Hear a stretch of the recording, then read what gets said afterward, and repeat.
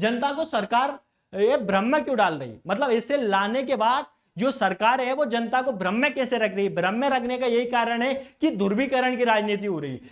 भाजपा चाह रही है कि हमें गैर मुस्लिमों के वोट मिलेंगे, मतलब हिंदुओं के वोट मिलेंगे, कुल मिला के हमें हिंदुओं का पक्ष लेना है। और कांग्रेस भ्रम में ये डाल रही है कि मुस्लिमों जो मुस्लिम है उनके साथ कहीं ना कहीं गलत हुआ है, वो इसलिए भ्रम में डाल रहे हैं कि हमें मुस्लिमों के वोट मिलेंगे। लेकिन इसमें आप ये बता दूं कि मुस्लिमों के साथ कुछ गलत नहीं हुआ है। आप सभी को पता है जो भारत का मुस्लिम है वो भारत का नागरिक भी है। लेकिन सरकार की मंशा यही है कि हिंदुओं को वोट बैंक, कुल मिला के इसमें राजनीतिक स्टैंड है। जो भेड़ चल रही, भेड़ चढ़ेगी वो अपनी भारतीय जनता चढ़ेगी। भारतीय जनता हिंदू हो चाहे मुस्लिम हो, वो भेड़ चढ़ने वाली है इस सबका।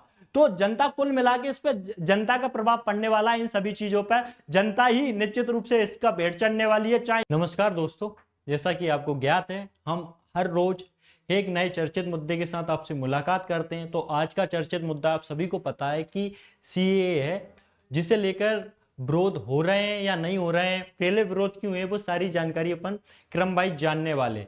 तो मैं आपको वीडियो स्टार्ट करने से पहले ये बता दूं कि वीडियो को देखने से पहले आप किसी भी प्रकार की मनसा के शिकार ना हो या किसी भी प्रकार की पूर्व अवधारणा ना बना ले। वीडियो देखने से पहले, वीडियो देखने के बाद डिसाइड करें कि वीडियो कितना सही है कितना गलत है, इसके बाद आप डिसाइड करें। अंधभक्तों से भी मेरी यही रिक्वेस्ट है। अंधभक्त कौन लोग होते हैं? वो लोग होते हैं जो व्हाट्सएप यूनिवर्सिटी से पास आउट होते हैं और गोदी मीडिया ने उनके जहन में इस तरह जहर घोल दिया गया है कि वो किसी एक ही पक्ष के समर्थक हो जाते हैं और उसके बारे में कुछ भी सही भी सुनने के लिए, जो सभी के लिए सही है वो भी सुनने के लिए तैयार नहीं होते। तो सभी से निवेदन है कि अंधभक्ति को साइड में रखें और देश हित में जागरूकता के साथ बातों को सुने और फिर डिसाइड करें सही क्या है गलत क्या है। मेरा उद्देश्य सिर्फ मुद्दों को बताना नहीं है, मेरा उद्देश्य है कि आप जिस मीडिया ने आपको, गोदी मीडिया ने मानसिक रूप से अपंग बना दिया गया है, तो वो कहीं ना कहीं मैं जागरूकता फैलाना चाहता हूं और आप तर्क वितर्क सीखे, ना कि अंधभक्ति में आकर किसी प्रकार का निर्णय लें। तो आइए इसी के साथ स्टार्ट करते हैं कि वर्तमान का मुद्दा सीए को लेकर इतना विरोध प्रदर्शन और चर्चा का विषय क्यों बना हुआ है, सारा मामला जानने की कोशिश करते हैं। तो आपको सबसे पहले जानने की कोशिश करते हैं कि सीए क्या होता है। सीए होता है सिटीजनशिप अमेंडमेंट एक्ट है। ये आपको सबको पता है कि भारत में जो नागरिकता दी जाती है, आपको सबको पता है कि भारत के संविधान में नागरिकता का प्रावधान किया गया और 5 प्रकार से नागरिकता दी जाती है, वो सब आपको पता है। लेकिन सबसे मेन बात है कि जो नेचुरलाइजेशन और देशीकरण के द्वारा जो नागरिकता दी जाती है उसी को लेकर विवाद का विषय बना हुआ है कि जो पहले 11 वर्ष में दी जाती थी, लेकिन वर्तमान में सरकार ने इसे बदलकर क्या कर दिया गया है, 6 वर्ष का कर दिया गया है कि अगर आप जो भारत जब भी नागरिकता देगा उससे पहले आप 5 वर्ष भारत में रहे हो और अंतिम 1 वर्ष में लगातार आप भारत में बने रहे हो तो आप नागरिकता दी जाएगी। तो सीए के बारे में ये जानने की कोशिश करते हैं कि सारा मसला क्या है, किनको दी जा रही है किनको नहीं दी जा रही, ये सारी चीजें को लेकर जानने की कोशिश करते हैं। सबसे पहले सीए में ऐसा प्रावधान कर दिया गया कि जो भी व्यक्ति कहां से 31 दिसंबर 2014 से पहले कहां पर आया हो, भारत में आ गया हो, कौन आ गया हो, जो 31 दिसंबर 2014 से पहले भारत में आ गया हो, कौन कौन शरणार्थी हो सकता है, जो अफगानिस्तान, पाकिस्तान और बांग्लादेश का कोई भी शरणार्थी अगर 31 दिसंबर 2014 से पहले भारत में आ गया हो तो उसे भारत नागरिकता दे रहा है। आप सभी को पता है कि ये नागरिकता जो संशोधन बिल है वो आप सभी को पता है कि 2019 में इसे राष्ट्रपति द्वारा मंजूरी भी दी गई है, सब कुछ कर दिया गया, लागू भी कर दिया गया, लेकिन नोटिफाई नहीं किया गया था। 2019 में नोटिफाई किया गया था जब इसके खिलाफ पर्याप्त मात्रा में लोगों ने विरोध प्रदर्शन किया, फिर इसे नोटिफाई नहीं किया गया था। लेकिन वर्तमान में 2019 के बाद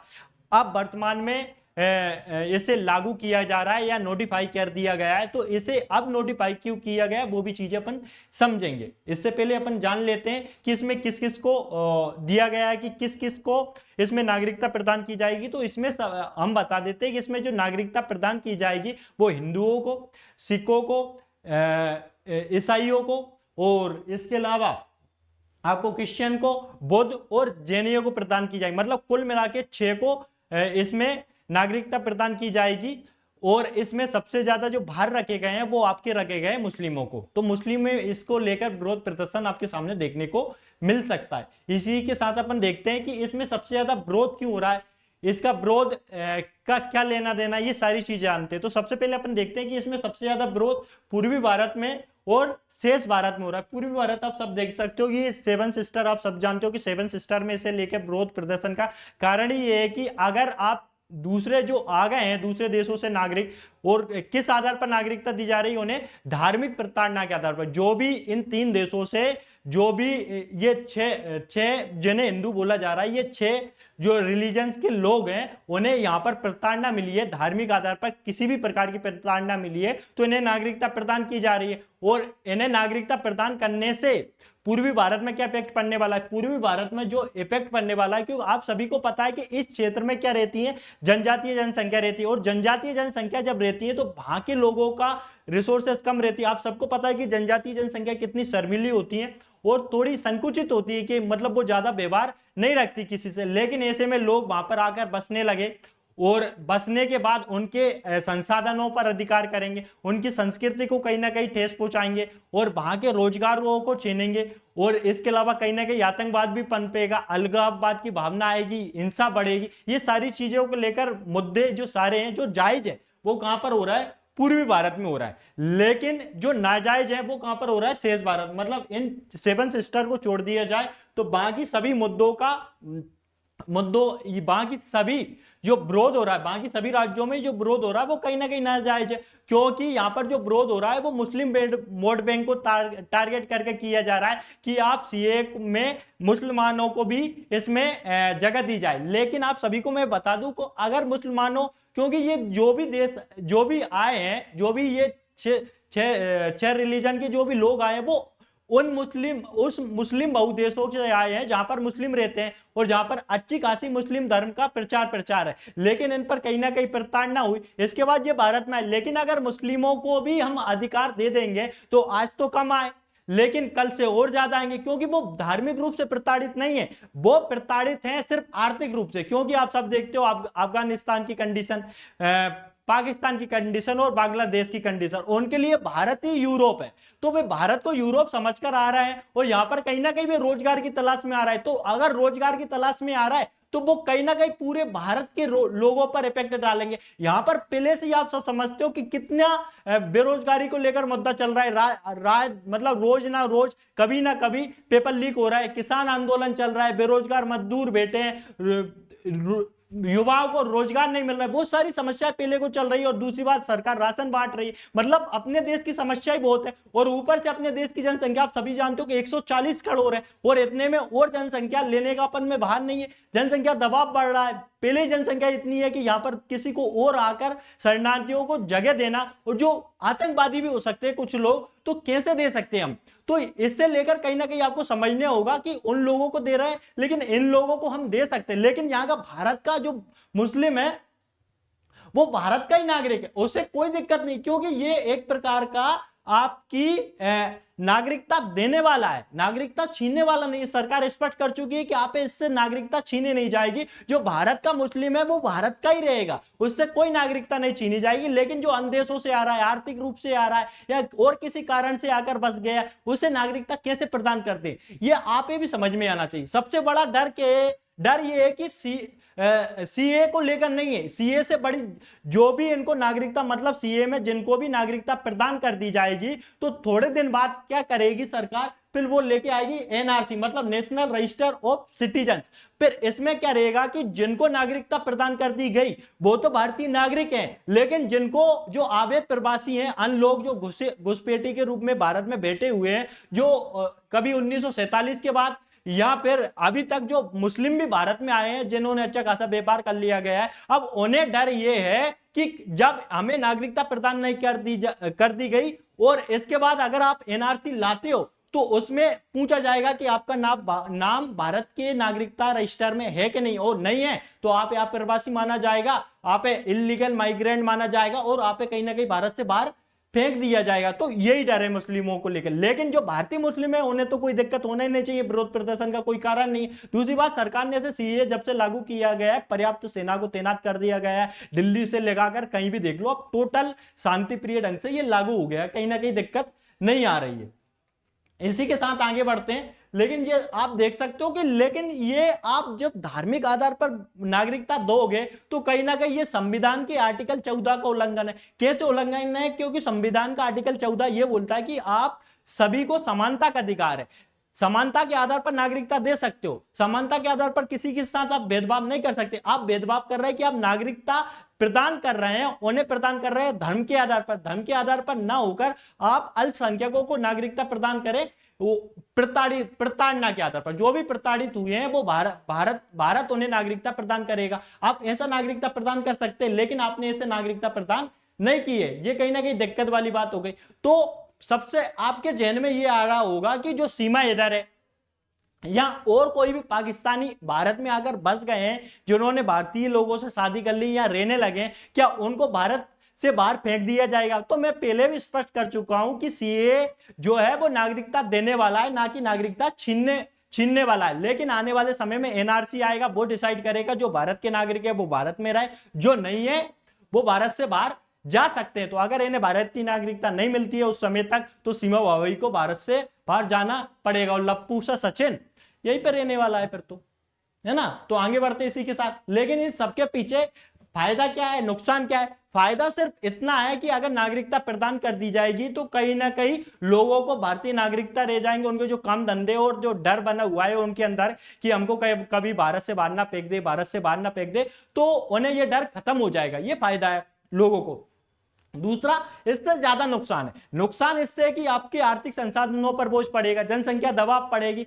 आपके पास पहले 140 करोड़ लोग हैं, इसके अतिरिक्त और जनसंख्या आएगी तो और रोजगारों पर असर पड़ेगा। पहले ही पेपर लीक हो रहा है, बहुत सारी समस्याएं आ रही। भारतवासियों को जो पहले से नागरिक हैं, जो भारत के ही हैं मूल रूप से, उन्हें रोजगार नहीं मिल रहा है, तो नए लोगों को रोजगार कैसे दिए जाएंगे? और कहीं ना कहीं आतंकवाद जैसी समस्याएं पनपेगी। जब रोजगार नहीं मिलेंगे लोगों को, फालतू दिमाग शैतान का घर, ये आप सभी को पता है। ये सारी चीजें, अलगाववाद की भावनाएं पनपेंगी कि ये वहां से आया था, यहां पर मिल गया, अगर वो नौकरी में आता है हमें नौकरी नहीं मिल रही। बहुत सारी चीजें, हिंसा भी भड़क सकती है, आप सभी को पता है बहुत सारी चीजें। दूसरी बात, सीए को अभी लाने की सरकार की मंशा क्या है? सीए लाना बहुत जरूरी था, अच्छी बात है आप लिया है, लेकिन अभी क्यों लाए?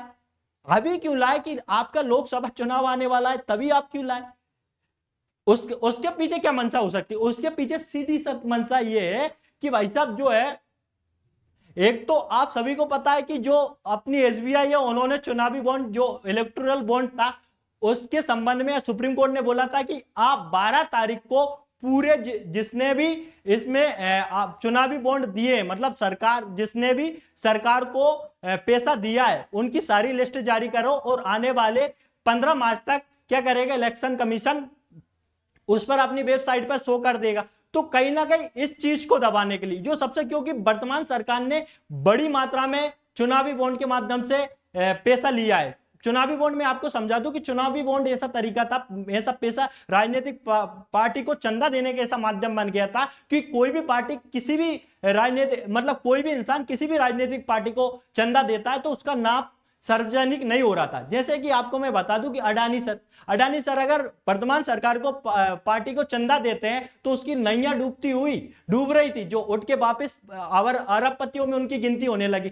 तो कहीं ना कहीं ऐसे क्या, अभी हाल ही में आपको पता है कि सुप्रीम कोर्ट ने इसे असंवैधानिक ठहरा दिया गया, और इसकी जानकारी मांग रहा है आप सुप्रीम कोर्ट की, किस सरकार, मतलब किसको कितना चंदा मिला है। तो इस बात को कहीं ना कहीं दबाने के लिए सरकार ने वर्तमान में अभी हाल ही में सीए को लागू किया है। दूसरी बात, अभी आप सर देख सकते हो कि जो सोनम वांगचुक है, आप सभी जानते हैं कि 3 इडियट मूवी में जो आमिर खान ने रेंजो का किरदार निभाया था वो इनके ऊपर ही था। तो मैं भी इनका बहुत बड़ा फैन हूं। और जो वर्तमान में है, ये लद्दाख को लेकर, वहां पर लेकर ये विरोध प्रदर्शन कर रहे हैं लगातार, और बोल रहे हैं कि हमें छठी अनुसूची में दर्जा दे जाए ताकि हमें यहां पर भी कुछ विशेष संरक्षण मिल सके, हमारा डेवलप हो सके, विकास हो सके। और बहुत जरूरी है, क्योंकि लद्दाख का विकास इसलिए जरूरी है कि वहां पर पाकिस्तान की सीमा लगी हुई है, चीन की सीमा लगी हुई है, और आतंकवाद के खतरे, दुनिया भर की चीजें यहीं से शुरुआत होती है। तो कहीं ना कहीं यहाँ के नागरिक जागरूक होंगे तभी तो हमें बाहरी खतरों से अपने बचने का मौका मिलेगा।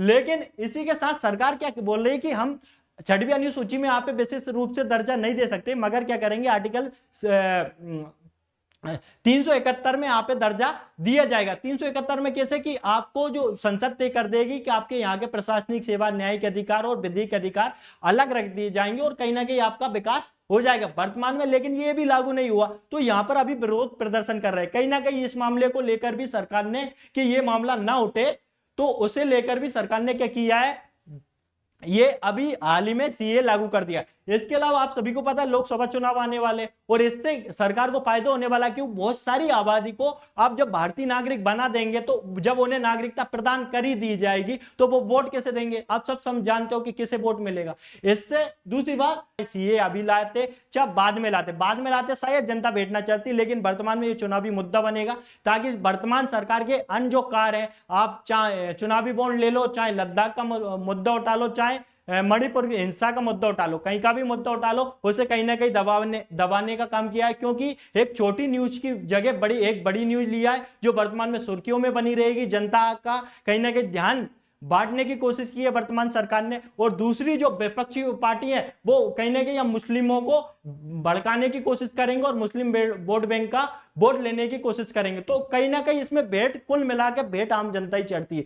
तो आम जनता को भाई साहब जागरूकता आनी चाहिए कि ये कोई किसी से किसी भी प्रकार की नागरिकता छीनने वाला कानून नहीं है। आप सभी शांति बनाए रखें और देश में धरना प्रदर्शन और हिंसा जैसी घटनाएं ना देखें, और आप निश्चित रूप से यह तय कर लें कि जो वर्तमान सरकार की मंशा क्या है, दूसरे विपक्ष की पार्टी की मंशा क्या है, लेकिन इनकी मंशाओं के इतर जनता की राय क्या होना चाहिए। अब अंधभक्तों की उसमें ना है कि कोई भी अंधभक्त आकर आपको बहका दे कि चलो विरोध प्रदर्शन में ऐसा करेंगे वैसा करेंगे, वो ना करें। आप पढ़ी लिखी जनता है, इस देश की जनता है, और इस देश की जनता को समझना चाहिए कि ये राजनीतिक पार्टियों को तर्क बेतर्क के साथ समझे, कौन क्या चाहता है। सभी पार्टियां जो है वो कुल मिलाकर सत्ता पाना चाहती है, उनका एक ही मकसद होता है कि हमारे हाथ में कैसे भी करके सत्ता जाए। लेकिन जनता को चाहिए रोजगार, चाहिए पेपर लीक ना हो, आतंकवाद ना पहले, अलगाववाद की भावना ना रहे, जनसंख्या दबाव ना बढ़े, ये सारे मुद्दे अपन होना चाहिए और इन पर विचार करते हुए भारतीय जनता को जागरूक होना चाहिए। और आने वाली सरकार है